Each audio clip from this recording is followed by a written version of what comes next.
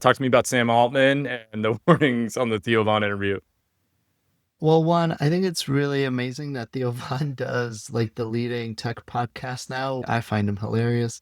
But he recently had Sam Altman on, and Sam Altman had a lot of really interesting things to say. And some of it was actually, to me, sounded like warnings. One of the things he said, I'll start with the lawsuits and almost like a warning about the privacy around AI. He mentioned how people put in all their most private things into the LLMs, into the chatbots. And if a lawsuit or some kind of legal ruling makes him disclose that, he has no way around that. So he's literally telling all his users, be careful for what you put in ChatGPT. It can and will be used against you in a court of law if necessary. And it was actually like, if you read between the lines, it's actually related to a lawsuit that they're having with the New York Times.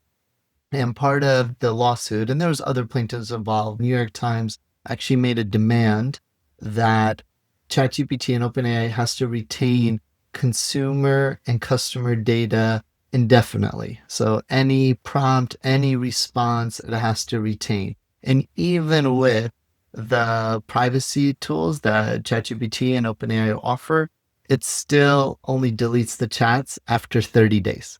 So he actually compared it to that of like what's needed. And I actually agree with him here. We almost need like your doctor or lawyer, like the privileges that you get, where like they can't, even in a court of law, they can't mention anything that was said in that environment. And he mentions like AI needs that too. And I couldn't agree more. And he Totally. says a lot of this, the warning. And when I started AI or not, I made from the jump, the infrastructure was we delete all content that's ever checked with us.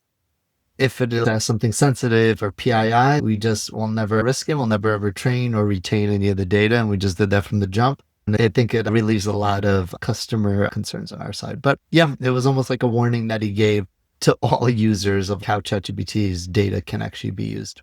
Totally. The conversation about how the phone or a mirror image of the self of like it's like who you really are is like in that device. It's interesting to see that AI is turning into an even more in-depth version of that.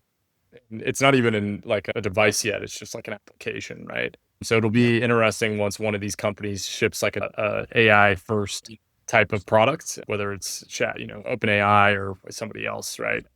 I know there's rumblings of Google trying to do this really quickly, but we'll see what's actually possible.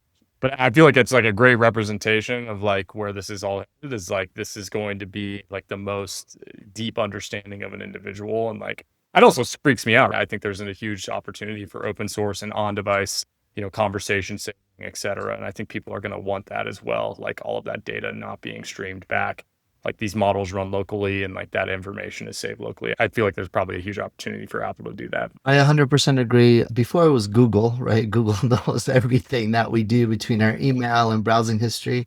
And every time Google was serving me ads about like some kind of illness, I'm like, bro, what do you know that I don't? And like, should I be seeing a doctor? Like, is your AI like diagnosing me? It's like that girl who received a Target like maternity package before her parents even knew that she was pregnant, but because of like her browsing somehow like it found her.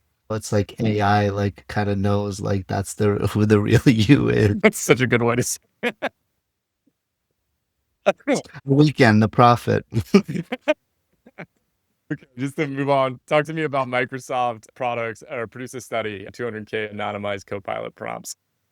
Yeah, that's a hard one to, the weekend quotes are hard to follow, but it's actually a good example of how the prompts are being used for studies. It's actually just an example of exactly what Sam Altman is warning of. Like Microsoft literally took 200,000 anonymized prompts and created a study, and it was actually around work. So if you start putting in prompts, like if I start putting in prompts, like how does a Bay Area startup in AI detection that does like one, two, three, four things, like you can still narrow it down to one company. So like even if it is anonymized and you start removing exact names, if IP addresses are still stored with the prompts, like you can still get down to like the exact targeting of it. And it's a really good example. It's about the jobs that were affected by AI. I believe we covered it a week ago.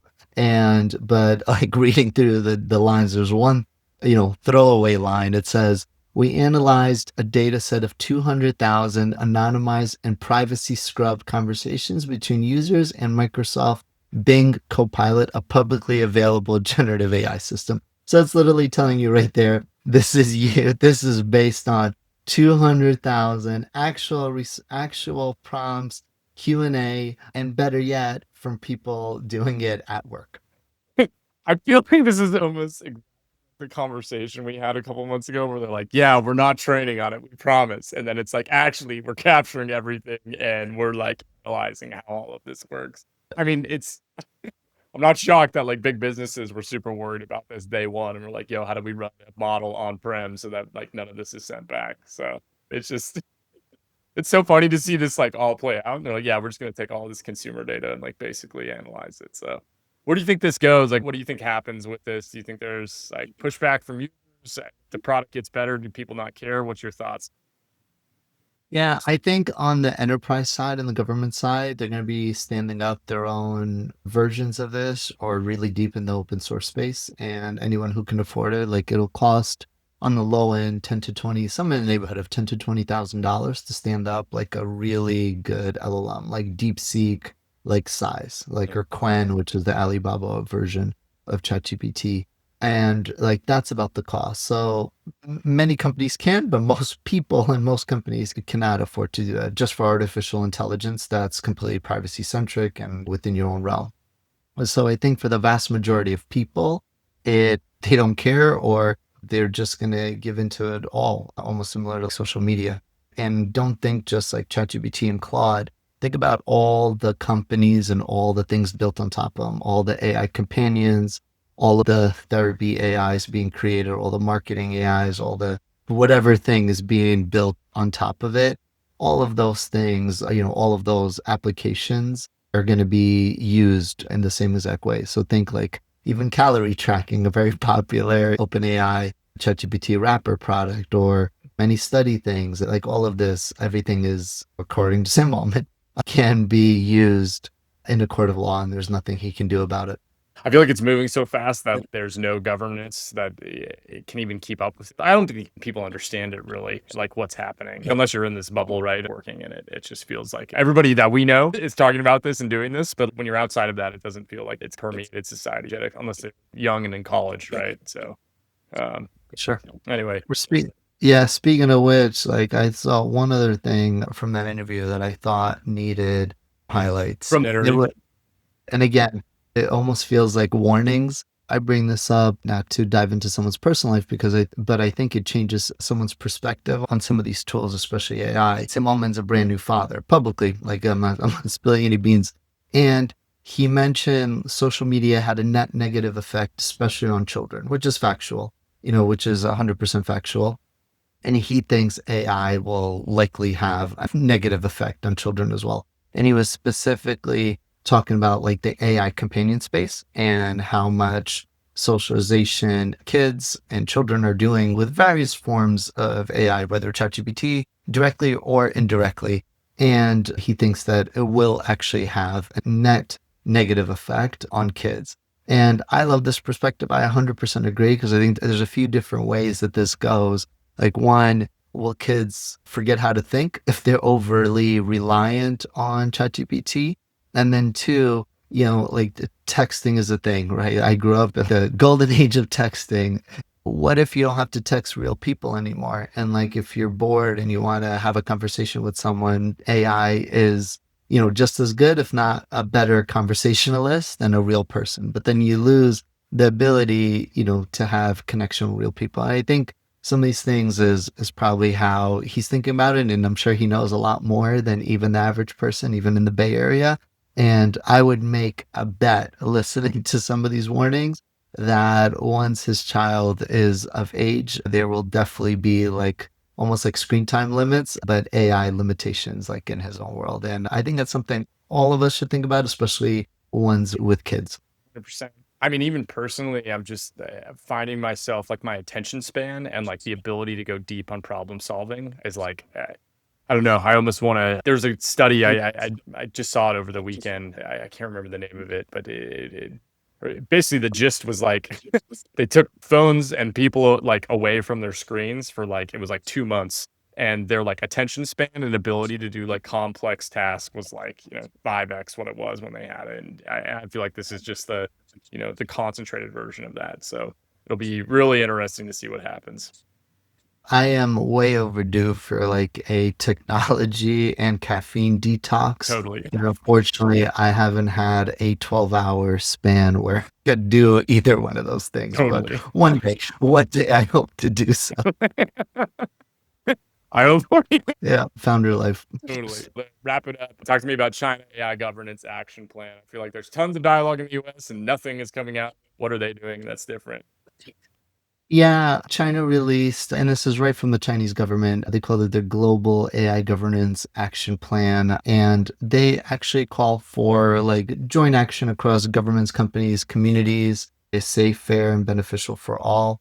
I think it's a slight diversion from like what the US is saying, where US is like innovation at all costs. All laws are basically not applicable if it conflicts with innovation when it comes to AI. And China also had another point. The plan is to promote open source ecosystems and ethical standards. So they really do believe that the future of AI and the future of AI innovation is open source. So why I think that's important. And you can see it now. I actually think that they're taking action. That's exactly what you're saying, Cody. A lot of words, not a lot of action. In this case, I actually do think China is taking action as they're constantly releasing new models across every modality, across intelligence, whether it's DeepSeek and DeepSeek had its moment, but they've actually released like two different updates like since that moment. Like it wasn't a one and done, and they continue to do so. And then the second part they mention is they want a sustainable and secure AI development. So they do want to focus on AI safety. And one other thing they mention is energy efficiency as well. So they're not ignoring the fact that AI is expensive in terms of energy consumption, especially on the training side. And they do want to take steps with that. I'm saying there's probably some kind of happy medium here. But the one point I do agree on is the open source nature. It ensures privacy if someone's standing it up themselves, if they want to go through that route. And, it gives transparency to how people are building it so others can further stand on the shoulders of giants and faster develop versus one or two or three entities building their own thing without any kind of global collaboration. I think it's exactly what we talked about, where it's like it feels closed in the West and open in the East. And like that's going to be this very divergent line that continues to go on. I'm curious to see what consumers decide. Like, do they want this open source version or do they want this cloud based closed thing that's this black box? So, well, I mean, time will tell, but I love that perspective. The AI is open in the West and closed in the East. That's really good. yeah.